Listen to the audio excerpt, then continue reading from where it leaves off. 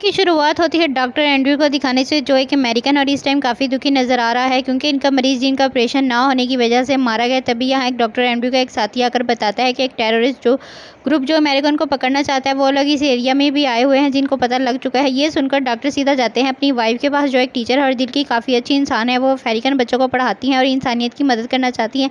Doctor Andrew इनसे कहते हैं कि हमें यहाँ से जाना पड़ेगा, हम मज़ीद यहाँ पर नहीं रह सकते क्योंकि टेररिस्ट ग्रुप हमें मार देगा। इन पर इनकी वाइफ भी अभी यही कह रही थी कि हम सब देख लेंगे, क्या हम टेररिस्ट से बात नहीं कर सकते, इन्हें समझा नहीं सकते, हो सकता है कि हालात ठीक हो जाएं। इस पर एंड्रयू कहता है कि मेरा मेडिकल का सामान चोरी हो गया, मेरा एक मरीज़ मर चुका है, तो अमेरिका के हालात कभी भी ठीक नहीं हो सकते, तो यहाँ से चलना ही हमारे लिए बेहतर होगा। तब ये लोग यहाँ से निकलकर इस गाँव के छोटे से एक एयरपोर्ट पर आते हैं जो तकरीबन बंजर ही था क्योंकि यहाँ एक रेगिस्तान ही था और यहाँ के एक इकलौता ही प्लेन था जिसमें बैठकर इन्हें यहाँ से जाना ही था। प्लेन की हालत भी ज़्यादा ठीक नहीं थी, इसलिए पायलट जो बहुत ही लालची वो लोगों को और बहुत सारे सामान को ले जाना चाहता था। दूसरे मुसाफिर वो भी अमेरिकन ही थे, वो भी यहाँ से जाना चाहते थे। इनमें 3 लोग शामिल थे। एक का नाम मैक्स, बाकी इसके दोस्त थे। एक ब्लैक मैन था जो दिल का काफ़ी अच्छा इंसान है और इन सबका हेड था, वो भी साथ जाना चाहता था। आखिरी दफ़ा एंड्रयू की वाइफ अपने अमेरिकन साथी को अलविदा कहती है। इस पर वो दुख के साथ कहता है, मुझे अफसोस है कि हमारे मुल्क के टेररिस्ट की वजह से आपको यहाँ से जाना पड़ा है। एंड्रयू पायलट के पास गया और जिसका नाम ग्रन था, जाहिर है वो लालची इंसान है इसलिए इनसे काफ़ी ज़्यादा पैसे मांगता है। एंड्रयू ग्रन को पहचान लेते हैं, इनसे कहने लगते हैं कि तुम वही पायलट हो ना जिसने मेडिकल का सामान लाना था, जानते हो वो सामान ना लाने की वजह से मेरे कितने सारे मरीज़ मारे गए और जो सामान मैंने अमेरिका मंगवाना था वो भी चोरी हो गया। ये बात करके एंड्रयू इसको समझाते हैं कि इंसानियत के साथ इस तरह नहीं करना चाहिए, ये बहुत बुरी बात है। ये एंड्रयू और इनकी वाइफ दोनों इतने अच्छे हैं कि वो हमेशा चाहते हैं कि हमारी वजह से इंसानियत का भला हो जाए और वो सोचते हैं कि हमारी बातें ग्रन पर असर कर जाए और मुतासिर होकर अच्छा इंसान बन जाए। प्लेन में ज़्यादा सामान नहीं रख सकते, इसलिए लालची ग्रन सबसे कहता है कि आप लोगों ने अपने जाने के पैसे दिए ना कि अपने सामान के, तो आप सामान नहीं लेकर जा सकते। लेकिन मुसाफिरों के बार बार कहने पर वो मान गया और कहता है अच्छा चलो ठीक है, आप सामान तो ले जा सकते हैं लेकिन अपना सामान आपको अपनी गोद में रखना होगा।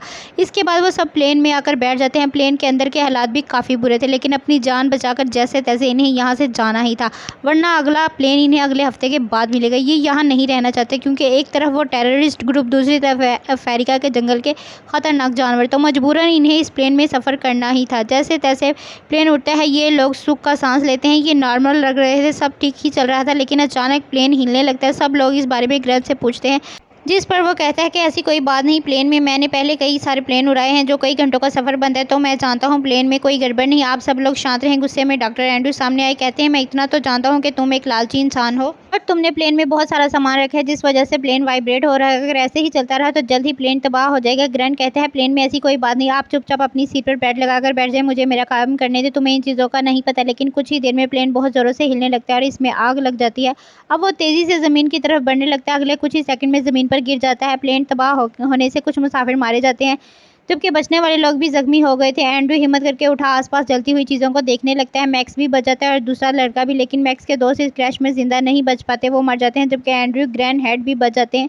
एंड्रयू अपनी वाइफ के पास आया जिसकी हालत तो बहुत ख़राब है क्योंकि वो बुरी तरह सामान के नीचे फंसी हुई है, काफ़ी जख्मी हुई क्योंकि इसकी टांग टूट चुकी है। एंड्रयू अपनी वाइफ को वहाँ से बाहर निकालने की कोशिश करता है जो इतनी बुरी तरह फंसी हुई थी कि लाख कोशिश के बावजूद भी नहीं निकल पाती। ये देखकर ग्रैंड कहता है वो नहीं निकल पाएगी, जोर मत लगाओ बल्कि सामान को उतारो, और हाँ तुम्हारी वाइफ तकलीफ में है तो ऐसा करो इसे थोड़ा शराब पिला दो। एंड्रयू गुस्सा हो गया, वो कहता है मुझे ये चीज़ें पसंद नहीं, तुम अपनी बकवास बंद करो और यहाँ से चले जाओ, मैं जानता हूँ मुझे क्या करना है और ये प्लेन भी तुम्हारी वजह से क्रैश हुआ है। मैक्स अपने दोस्त की लाश प्लेन के पास ही दफन कर देता है ताकि जंगली जानवर उसकी लाश को खा न जाए और ये लोग देखने लगते हैं कि हमारा प्लेन तबाह कहाँ हुआ है।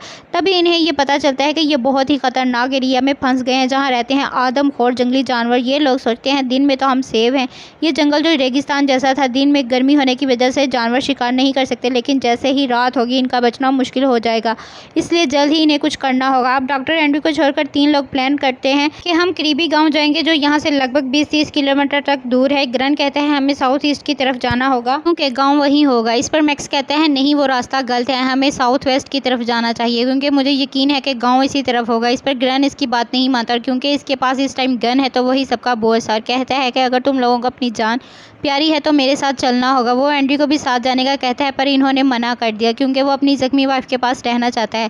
सब लोग एंड्रयू को काफ़ी कहते हैं चलने के लिए। इस पर इनकी वाइफ कहती है कि हमें अपनी किस्मत पर यकीन है, गॉड पर भरोसा है कि वो हमें ज़रूर बचा लेंगे। एंड्रयू भी अपनी वाइफ से बहुत प्यार करते हैं तो किसी भी सूरत से अकेला छोड़कर नहीं जा सकते। वो अपने साथियों से कहते हैं अगर गाँव कुछ दूरी के फासले पर है तो तुम वहाँ से मदद ले आना, तब तक मैं यहीं बैठकर अपनी वाइफ का ख्याल रखूँगा। इसके बाद वो लोग गाँव की तरफ सफ़र शुरू कर देते हैं जबकि एंड्रयू और इनकी वाइफ टूटे हुए प्लेन लाइन में बैठकर मदद आने का इंतजार करने लगते हैं। इनकी वाइफ तो पूरी तरह हिम्मत हार गई थी। ऐसा लग रहा था जैसे या तो मदद का इंतजार कर रही हैं या फिर मौत का। इसके साथ ही वहाँ जंगली जानवर इनके करीब आने लगते हैं। बेशक दिन है लेकिन वो इन्हें देख सकते हैं। इधर ग्रन और बाकी सब इस रेगिस्तान इलाके में गुम हो जाते हैं। चलते चलते इन्हें आधा दिन हो गया था लेकिन अभी तक वो गांव नहीं पहुंचे। थकावट से इनकी हालत भी बहुत ख़राब है। प्यास की शिद्दत से ज़मीन पर गिर पड़ते हैं, एक कदम भी आगे नहीं बढ़ा सकते। तब ग्रन इन्हें पानी पिलाता है। अब ये लोग अपनी आखिरी पहाड़ी की तरफ बढ़ने लगते हैं लेकिन ये क्या, इन्होंने देखा कि इतना सफ़र काट के हम यहाँ आए हैं लेकिन आगे भी बस रेगिस्तान नुमा जंगल है। वापसी का रास्ता भी इन्हें मालूम नहीं। वो बुरी तरह यहाँ पर फंस चुके थे। ये देखकर मैक्स ग्रन से गन छीन लेता है और इनसे कहता है, देखो हम तुम्हारी वजह से यहाँ फंस गए हैं और जल्द ही सब मर जाएंगे। सबको गन दिखा के कहता है अब सबको उसी रास्ते पर चलना होगा जिस पर मैं जाऊँगा। लेकिन बाकी लोग तो ग्रन के साथ ही रहना चाहते थे। वो सोचते हैं जिस रास्ते से हम आए हैं अगर इसी पर चलें तो अपने प्लेन के पास वापस पहुँच सकते हैं और फिर दूसरी डायरेक्शन में जाकर हम गाँव भी पहुँच जाएंगे। इसलिए वो वापस को जाने लगते हैं जबकि मैक्स अकेला अपने रास्ते की तरफ चल पड़ता है। वो लोग बड़ी मुश्किल से भारी कदमों और प्यास की शिद्दत के साथ प्लेन तक पहुँच जाते हैं लेकिन इन्होंने देखा यहाँ तो हर तरफ खून ही खून फैला हुआ है। एंड्रयू और इनकी वाइफ भी गायब हैं। प्लेन के ऊपर शेर के पंजों के निशान है जिससे ये लोग समझ जाते हैं कि इसका मतलब शेर ने इन दोनों का शिकार कर लिया और वो इन्हें खा गया। दोनों की मौत का इन्हें अफसोस तो हुआ पर ये सोचकर काफ़ी घबरा गए कि इसका मतलब शेर दिन में भी एक्टिव है और शिकार कर सकता है। तो ये लोग बचने का रास्ता ढूंढने लगते हैं। तब यहाँ अचानक घबराया हुआ एंड्रयू आया और वो ग्रन को गले से पकड़ लेता है क्योंकि सबको लग रहा था कि इन सारे हालात की वजह ग्रन है। एंड्रयू का मानना था कि ना तू ज़्यादा सामान लोड करता और ना ही प्लेन तबाह होता। एंड्रयू ग्रन को मार ही देता कि एक लड़का गन चलाता है जिससे एंड्रयू दूर जाके गिरे और ग्रन बच जाता है। अब इन लोगों को पता चलता है कि ग्रन जो हैवी सामान लेकर जा रहा था वो एक जानवर के सींग थे जो काफ़ी महंगे होते हैं और ग्रन इनकी स्मगलिंग करता है। डॉक्टर एंड्रयू अपनी वाइफ की लाश के टुकड़ों की कब्र बनाते हैं और इसके पास बैठकर रोने लगता है। एंड्रयू के पास उनका डाया जिससे रोकर एंड्रयू कहते हैं, मुझे अफसोस है इस बात का कि मैं अपनी वाइफ को नहीं बचा पाया, मुझे और कोशिश करनी चाहिए थी, शायद वो बच जाती। इस पर हेड कहता है कि कोशिश, अभी शेर के खिलाफ तुम कोशिश नहीं, याद मत करो, अफसोस खुद को मत कोसो क्योंकि ऐसा मुमकिन नहीं था और तुम्हारी वाइफ की किस्मत में यही लिखा था जिस पर उसे यकीन था। अब धीरे धीरे रात होने लगी। अब जैसे तैसे इन्हें रात गुजारनी थी या फिर कुछ करना था कि रात के टाइम ये किसी जानवर का शिकार ना हो जाए। अब तो इन्हें शेर के गुर्राने की आवाज़ें भी आने लग गई। अब ग्रन इन सबको बताता है कि हमारे पास रात गुजारने का बस एक ही रास्ता है, वो है पायलट कैबिन, जहां हम 3 लोग जैसे तैसे छुपकर जान बचा सकते हैं। तो अब ये लोग टॉस करने लगते हैं कि कौन से 3 लोग पायलट कैबिन में बैठेंगे। मैक्स का दोस्त टॉस में हार गया, यानी कि वो रात को प्लेन के बाहर बैठे गए। जैसे ही रात हुई तो वो लड़का आग जलाकर बैठ जाता है, जबकि तीनों लोग पायलट कैबिन इसे समझा दिया जाता है कि तुमने बस सोना नहीं, आग को जलते रहने देना है क्योंकि जब तक तुम जागते रहोगे आग जलती रहेगी, तुम्हारी हिफाजत रहेगी। जैसे ही तुम्हारी आग लग गई, आग बुझ गई तो तुम मर सकते हो। ये लोग अब बस रात गुजारने का इंतजार कर रहे थे क्योंकि सुबह होते ही ये लोग उसी गांव में चले जाएंगे जिसका रास्ता इन्हें पता चल चुका है। रात को ग्रन किसी काम से बाहर निकलता है, वो दिखता है वो लड़का तो सो रहा है और आग भी बुझ रही है। ग्रन इसे जगा कर कहता है, लड़के होश करो, जागो और आग जला के रखो अगर जिंदा रहना चाहते हो। फिर ग्रन वापस कैबिन में आकर बैठ जाता है लेकिन मैक्स का दोस्त वो लड़का जिसे बहुत नींद आ रही थी वो सो जाता है। आग भी बुझ जाती है, जहाँ अब अंधेरे में हर तरफ किसी की आंखों को चमकता हुआ देखते हैं जो और कोई नहीं बल्कि शेर ही थे। अब वो प्लेन के बाहर आ चुके थे और इनकी जोरदार आवाज़ें अंदर बैठे हुए तीनों भी सुन रहे थे। अब एंड्रयू जो रहम दिल है, इसको लड़के के लिए बुरा लग रहा था। वो चाहता है कि ये लोग बाहर जाकर इसकी जान बचाएं, लेकिन बाहर शेर काफ़ी ज़्यादा थे तो ये लोग कुछ भी नहीं कर सकते थे। लेकिन फिर एंड्रयू कैबिन का दरवाज़ा खोलने लगता है जिससे एक शेर अंदर घुसने की कोशिश करता है, हालांकि ये मिलकर जोर लगाकर इसे बंद करने लग जाते हैं। शेर इतना ताकतवर था कि वो कैबिन को तोड़ने लगता है। अब एक सांप कब का अंदर घुसकर बैठा हुआ था, वो हेड को काट लेता है, मगर ये जैसे तैसे कैबिन का दरवाज़ा बंद कर ही देते हैं। एंड्रयू हेड की टांग पर रस्सी बांधता है और कट लगाकर बहुत सारा खून निकालता है। इससे सांप का जहर भी निकल गया और उसकी जान भी बच गई, लेकिन इसकी हालत बहुत ज़्यादा ख़राब हो गई। सुबह ये कैबिन बाहर तो देखते हैं कि इनका साथी वो बाहर नहीं, यानी वो भी शेरों का शिकार हो गया था। अब ये इस गांव में जाने का फैसला करते हैं क्योंकि इनका टाइम है तो अभी इन्हें कोई खतरा नहीं होगा। लेकिन एंड्रयू जो इतना कुछ देख चुका है वो हिम्मत हार जाता है और पूरी तरह टूट कर पेड़ के साथ बैठ जाता है और लोगों से कहता है कि मैं तुम लोगों के साथ नहीं जाऊँगा, मैं हार चुका हूँ, यही मेरी किस्मत है, मैं अपनी वाइफ के पास जाना चाहता हूँ तो मैं यही रुक कर अपनी मौत का इंतज़ार करूँगा। मैंने आज लोगों को शेर का खाना बनते हुए देखा और ये चीज़ मुझे बर्दाश्त नहीं हो रही। जबकि बाकी लोग गाँव की तरफ निकल पड़ते हैं। ये लोग कुछ दूर गए ही थे कि सामने से एक गाड़ी को आता हुआ देखते हैं। इसको देखकर ये लोग काफ़ी खुश हो गए। एंड्रयू भी वहाँ खड़ा होकर ये सोचने लगा कि हम ये अब बच जाएंगे। वो खुशी से चिल्लाने लगते हैं, मगर ये क्या, हम देखते हैं कि वो गाड़ी सीधा अगर एंड्रयू के पास आकर रुकी। इसमें और कोई नहीं बल्कि वो टेररिस्ट ग्रुप था जो अमेरिकन को ढूंढ रहे थे। अब एंड्रयू को मारने लगते हैं और एंड्रयू से पूछते हैं कि तुम यहाँ हमारी ज़मीन पर क्या कर रहे हो, हमारी चोरी करने आए हो ना, तुम हमारा सामान चुरा कर अपने मुल्क ले जाना चाहते हो। ये सुनते हेड और ग्रन सामने और इनसे कहते हैं कि अरे ये तो डॉक्टर है, इन्होंने कुछ नहीं किया, ये तो आप लोगों की मदद के लिए यहाँ आए हैं और अभी वापस जा रहे थे, आपको इन्हें नहीं मारना चाहिए। लेकिन तभी इन टेररिस्ट को प्लेन से कुछ जानवर के सींग मिल जाते हैं जिसे इन्हें और गुस्सा आ जाता है। वो एंड्रयू को कहते हैं कि तुम एक स्मगलर और हमारी ज़मीन से सामान चुरा के तुम अमेरिका स्मगल करते हैं, इसलिए फिर वो एंड्रयू को मारने लगे। तब भी ग्रन बोलता है कि ये मेरा प्लेन है, इसमें सारा सामान मेरा है और स्मगलिंग मैं करता हूँ, एंड्रयू ने कुछ नहीं किया। ये सुनकर वो कहते हैं इसका मतलब ग्रन हमें तुम्हें मार देना चाहिए। हेड कहता है क्यों मार देना चाहिए, क्या तुम कोई टेररिस्ट हो, तुम इस ज़मीन पर रहने वाले इंसान हो, हम तुम्हारी कदर करते हैं। हेड को लग रहा था कि वो टेररिस्ट के माइंड को बदल देंगे, पर वो को गोली मारकर ये साबित करते हैं कि हाँ हम वाकई टेररिस्ट हैं, हमें इंसानों पर रहम नहीं है तो हमारा कुछ भी नहीं हो सकता। जिसके बाद वो इनके साथ काफ़ी बुरा सलूक करते हैं और एक टेररिस्ट ट्रक लेने चला जाता है ताकि वो इन्हें भी साथ ले जाए। खूब इनके साथ बुरा सलूक किया। वो टेररिस्ट यही रुके थे।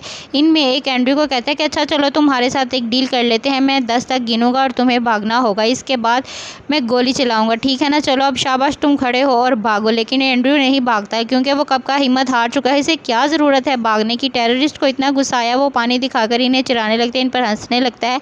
वो टेररिस्ट को एहसास हुआ कि ये लोग पूरी तरह हिम्मत हार चुके हैं तो वो इनसे दूर प्लेन के साथ टेक लगाकर बैठ जाते हैं। कुछ देर बाद इनकी आंख लग गई। ग्रैंड एंड्रयू को कहते हैं कि मैं एक फाइटर हूँ तो इतनी आसानी से मैं नहीं मर सकता, जो कि बहुत धीरे से टेररिस्ट के पास जाने लगा। वो गन छीनने लगता है कि लेकिन टेररिस्ट को होश आ जाती है। वो जैसे गन को शूट करता है तो पता चला कि गन में गोलियां ही नहीं। दूसरा टेररिस्ट भी जाग गया, इसलिए वो पहले गन पर शूट करता है। एंड्रयू से काबू करने और गन छीनने की कोशिश करता है, इस चक्कर में गोलियां चलने लगती हैं। दोनों टेररिस्ट मारे जाते हैं। तब ग्रैंड एंड्रयू से कहता है देखो हमने इन दोनों को तो मार दिया, तो अब तुम्हें मेरे साथ चलना होगा, तुम्हें अपनी वाइफ का सपना पूरा करना होगा और मुझे सुधरना है, मुझे एक मौका दो ताकि मैं गुनाहों की माफ़ी मांग लूँ। तो चलो मेरे साथ, मैं तुम्हारी मदद करके तुम्हें शहर तक ले जाऊँगा जहाँ तुम हज़ारों मरीजों की मदद कर सकते हो। इसलिए एंड्रयू इसके साथ चल पड़ता है, लेकिन इसकी हालत बहुत ख़राब है। ये लोग जैसे तैसे आगे बढ़े, ये गाँव के करीब ही थे और इनके सामने पत्थरों की छोटी सी पहाड़ी थी, इसे पार करके इन्हें उस पार जाना था। अब ग्रैंड बड़ी मुश्किल से एंड्रयू को ऊपर चढ़ा तो देता है, लेकिन ये क्या, इसने देखा सामने से खूंखार शेर आ रहे हैं। ये लोग पहाड़ी पर ही थे, इसलिए शेर इनको खून की स्मेल करते हुए पहाड़ी की तरफ आने लगते हैं। चूंकि वो पहाड़ी के ऊपर थे तो शेर इन्हें देख नहीं पाते और वहाँ से वापस जाने लगते हैं। पर तभी इन दोनों के ऊपर परिंदे मंडराने लगते हैं, हवा का रुख बदला और शेरों को फिर इनकी स्मेल आने लगती है और वो फिर से आने लगते हैं। एंड्रयू के ऊपर एक बिच्छू चढ़ गया जो कि इसके चेहरे पर आ जाता है और एंड्रयू बिल्कुल खामोश रहा। ग्रैंड वो जैसे ही बिच्छू हटाने लगा तब एक पत्थर नीचे गिर जाता है, जिससे शेर को कंफर्म हो गया कि ऊपर मेरे खाने के लिए कुछ ज़रूर है और वो जोर लगाकर ऊपर चढ़ने लगता है। ग्रैंड ये देखकर एंड्रयू का खून अपने जिस्म पर लगा लेता है और एंड्रयू से कहता है कि देखो मैंने अपनी ज़िंदगी में बहुत सारे बुरे काम किए हैं, आज मैं इन गुनाहों का धोना चाहता हूँ। मैं खून लगाकर शेरों के पास जाऊँगा, अपनी कुर्बानी देकर तुम्हारी जान बचाऊँगा ताकि शेर मेरा शिकार कर लें, तुम्हें भागने का मौका मिल जाए। तुम वादा करो कि यहाँ से उठोगे और गाँव ज़रूर जाओगे। ये कहते हुए वो चिल्लाता हुआ पहाड़ी के ऊपर आया और फिर नीचे को जाता है। शेर फ़ौरन इसके पास आकर उसका शिकार कर लेते हैं। इसके बाद एंड्रयू जो गाँव की तरफ बढ़ने लगा, काफ़ी दूर चलने के बाद नीचे गिर जाता है। उसे प्यास लग रही थी, तभी वो सामने से कुछ जानवरों को आता हुआ देखते हैं जो इसे खाने आ रहे थे। ये देखकर एंड्रयू आसमान की तरफ देखकर कहता है क्या मेरी किस्मत बस यही लिखा था, ऐसे फजूल मुर्दाखोर जानवरों के हाथों में मरूंगा। अगर मेरी मौत ही लिखनी थी तो कम से कम शेरों के हाथों तो होती। ये कहकर एंड्रयू दोबारा हिम्मत से फूल खड़ा होता है और वो जानवर भागकर एंड्रयू की तरफ आने लगते हैं, लेकिन अचानक से बादल गरजने की आवाज़ से वो जानवर वहाँ से भाग जाते हैं। तभी बारिश होने लगी। एंड्रयू वहीं ज़मीन पर लेट बारिश का पानी पीने लगा, अपनी इतनी देर की प्यास बुझाता है। इसके बाद वो बेहोश हो जाता है। अब जब एंड्रयू की आंखें खुली तो इसके सामने उसका वही साथी था जिसने एंड्रयू को आकर टेररिस्ट का बताया था। वो सहारा देते हुए एंड्रयू को उठाता है और इसकी जान बचाकर यहाँ से ले जाता है, यानी कि एंड्रयू अब सेफ था। उसकी किस्मत में जिंदा रहना लिखा था क्योंकि उसने आखिरी टाइम में हिम्मत से काम लिया था। अब वो गाँव भी पहुँच जाएगा, जिसके साथ ही ये कहानी भी इधर ही ख़त्म हो जाती है।